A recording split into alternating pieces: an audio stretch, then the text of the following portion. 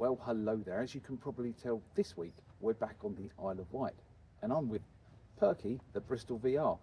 We're going to be doing a little bit of tidying up on the bodywork on Perky. So let me show you what goes on behind the scenes of bus preservation. Come on.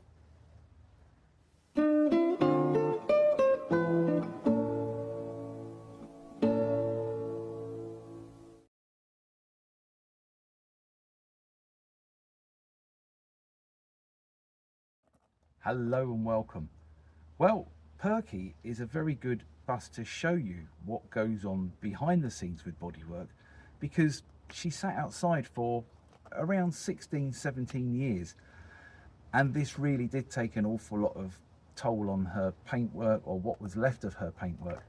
It was flaky, it's horrible.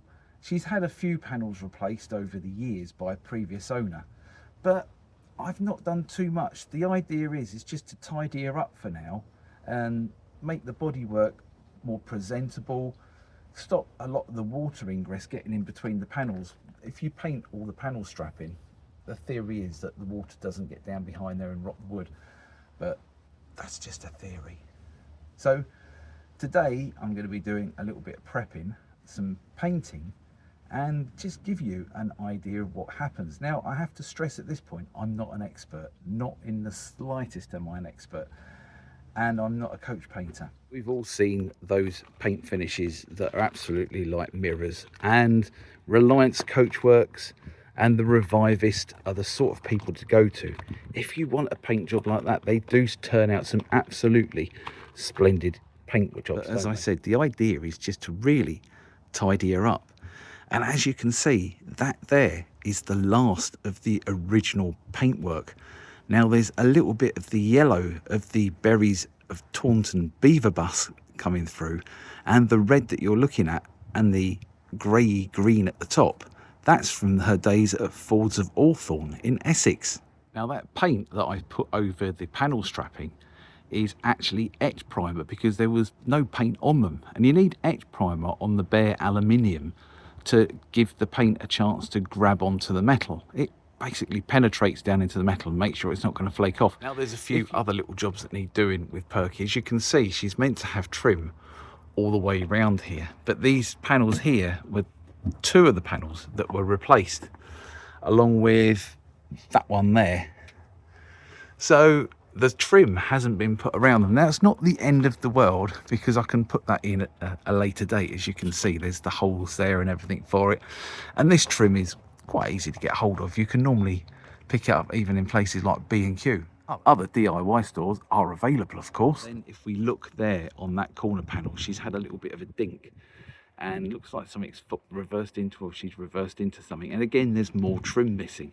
But again, I'm not overly worried about. So looking here, you can see that I've actually filled this area that's a little bit rough, filled it back and painted over it just to waterproof it. Now I'm going to sand all this back off and everything, and then it should look nice and smooth.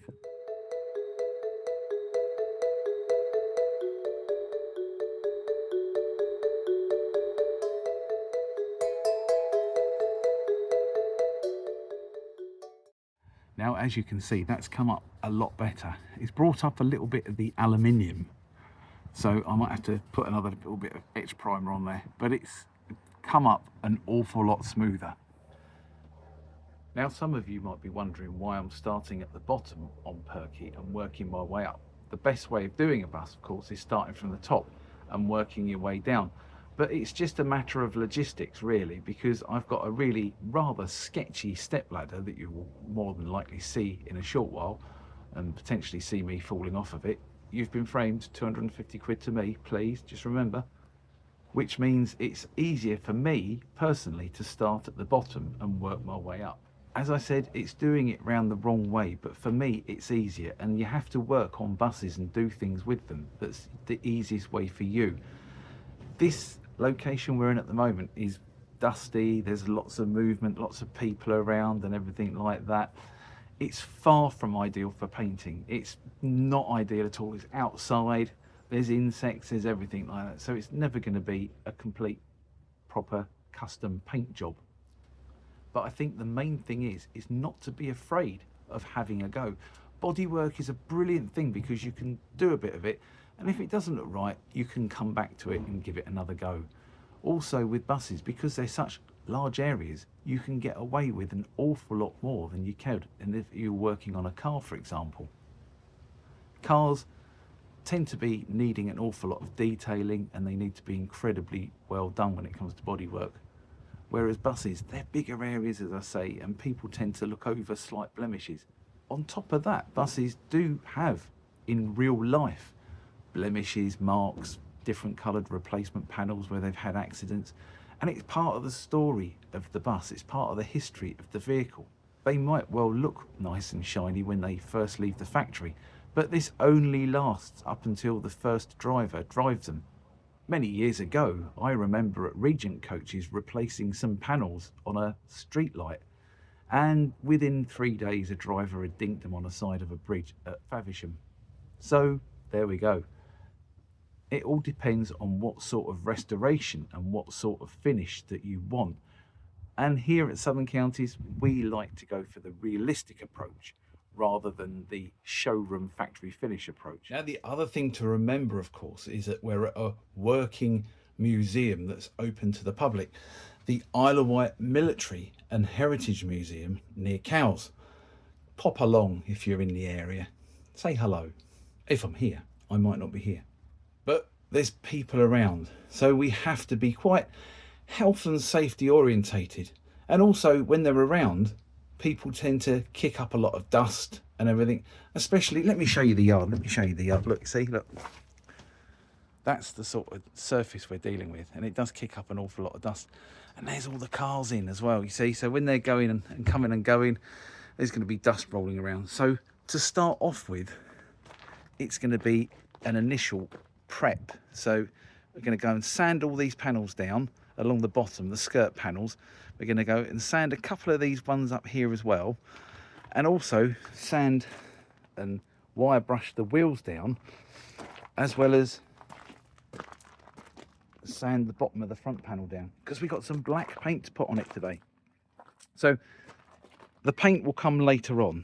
Once everyone goes, it normally shuts and winds down about 3 o'clock here. It's now around midday, so we've got a fair few hours to do all the prep work. Take as long as we like with the prep work, then give it a wash down. In this weather, in this sun, it should dry relatively quickly, and then we can start applying some paint.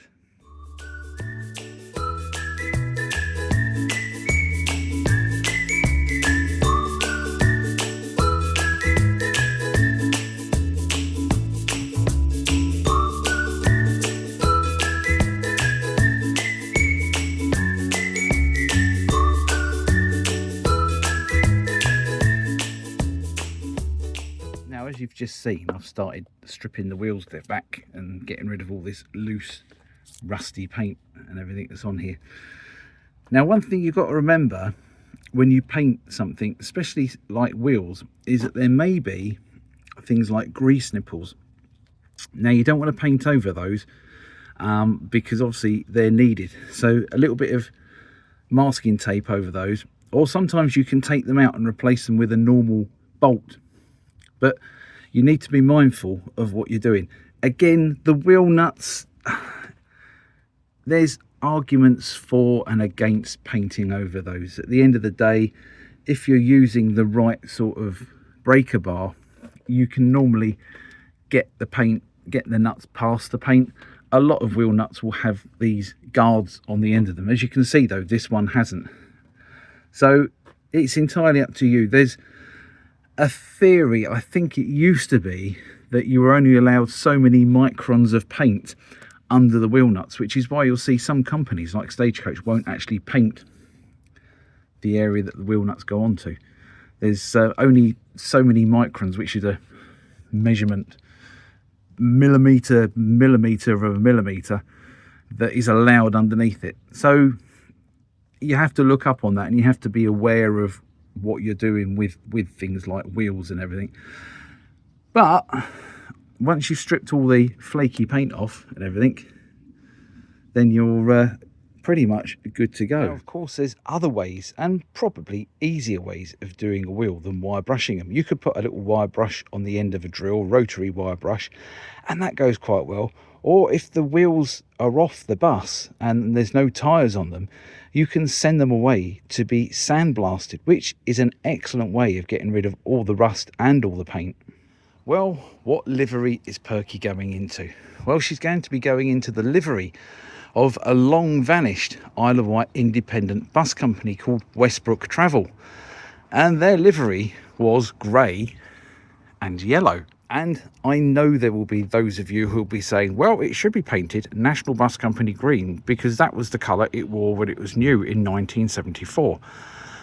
But at the end of the day, if I painted it National Bus Company green, you've got to remember where she's living. I'll give you a clue. Outside.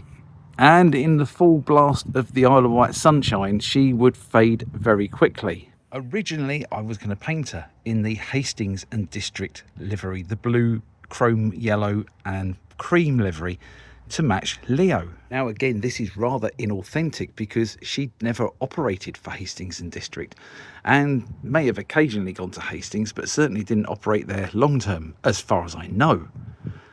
She may well have carried it off though, because a lot of the Hastings and District vehicles were former Maidstone and District vehicles.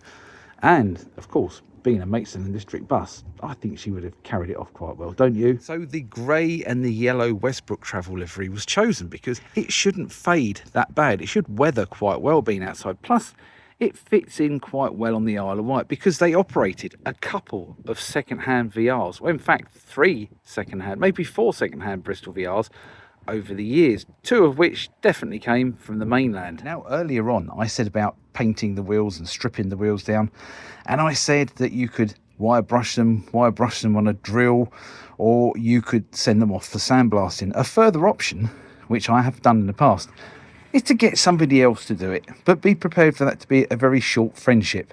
If ever you see Andy from Friends of the East Ken, ask him about the time he happily painted the wheels of new, the Leyland Titan, in sleet. Right, the sketchy ladders are out. I'm just going to sand this down, and then I think we're ready to put some undercoat on because it's quietened down a little bit here. Now, as you can see, the undercoat on it is white, and I've used Leyland undercoat from B&Q. Now, I know there's a bit of irony, a Leyland undercoat on a Bristol, but then most of these are actually registered as BLMC Bristols. These panels, by the way, are ones that I've already prepared and sanded down, ready to put some top coat on. I might get round to doing that now, today. Most of these panels were sanded down using an electric sander, but it's a bit of a faff to get electricity to where Perky is. So at the moment, I'm using my good old hands to sand the panels down. It's a little bit tough. It's not the easiest thing to do, but when it comes to doing things like the window sills and window ledges on the bus, you have to really do that by hand because it's just really impossible to do it with an electric sander. Now, as you can see, there's a few paint flakes that are showing through underneath the paint on it because I put this on quickly just to tidy it up. But as I said, you can always come back to bodywork and you can always cut that back and put a bit of filler around it and then go back over it again. I'm not overly worried about that. As long as it looks tidy, that's the main thing.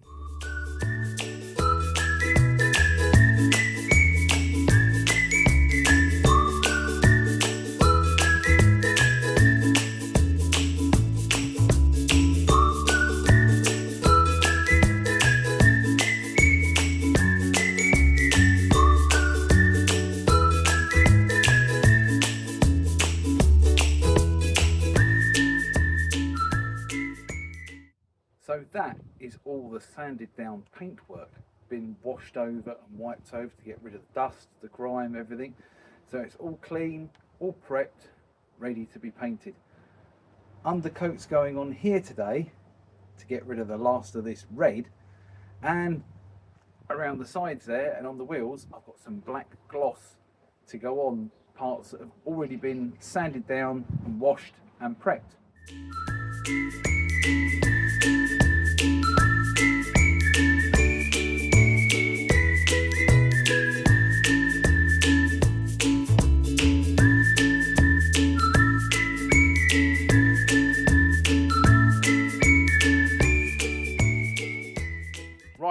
that's the undercoat put on the rear end, and it's got rid of the last of the red, which is what we wanted.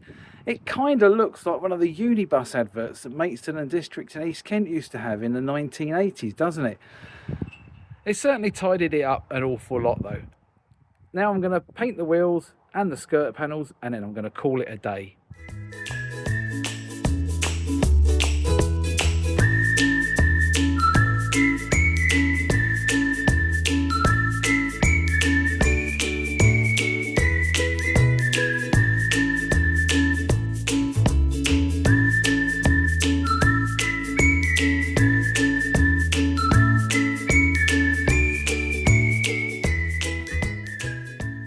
So when painting, always make sure that you use coach enamel and machinery enamel, whatever it's got to be an enamel of some kind. I have experimented in the past with water-based paints, and they're not very good in all fairness. This is the paint that I use for the main bodywork on Perky. I decided to try something a little bit different for the skirt and the wheels, as the wheels had an awful lot of rust on them. It's only surface rust, so I got some outdoor metal paint from B&Q, and it's meant to be guaranteed for 8 years, which is actually a couple of more years, I think, than Hammerite, which is what I was going to use. I've done a couple of coats on this, and I must admit, it's not come up too bad at all. You have to excuse my crunching footsteps in the background. I'm quite pleased with that, considering it's not a coach paint, and it's come up all right. Now the grey is going to need a second coat, so I'm not too worried about the little bits where it's gone onto the grey, because that will come off on the second coat. But it looks a lot smarter, doesn't it? It does set it off, this black skirt. It really does. Another little tip from me is to get yourself some cheap bamboo canes from somewhere like B&Q while you're there. They are sold in a bundle pack, and they can be fairly reasonably priced. They're great for stirring the paint, and it saves you messing up a screwdriver or something like that. As you can see, they are worth their weight in gold. They really are. That's a little tip that I've discovered. Instead of using a screwdriver or something, get yourself a little bamboo cane. Make sure it's clean, and then just use that. There we go. Another job done on the restoration of PKE 809M. There's 3 of this batch that survived. Would you believe it? I've got PKE 807M, this one 809 Perky, and also PKE 810M is actually owned by Johnson's of Hodthorpe. Now, if you'd like to send me a recent picture of 810, I'd love to see what it looks like now, because I bet it's not quite as shiny as this one, and it would be nice to see it getting a little bit of love, wouldn't it? I do hope you enjoyed this video. If you did, please like, hype and share it, and don't forget to subscribe to the channel, because there's going to be more like this over the summer. More videos about fixing buses and working on buses and things like that, as well as the usual history content and stuff like that. Don't forget to hit the super thanks button if you'd like to support Southern Counties Television.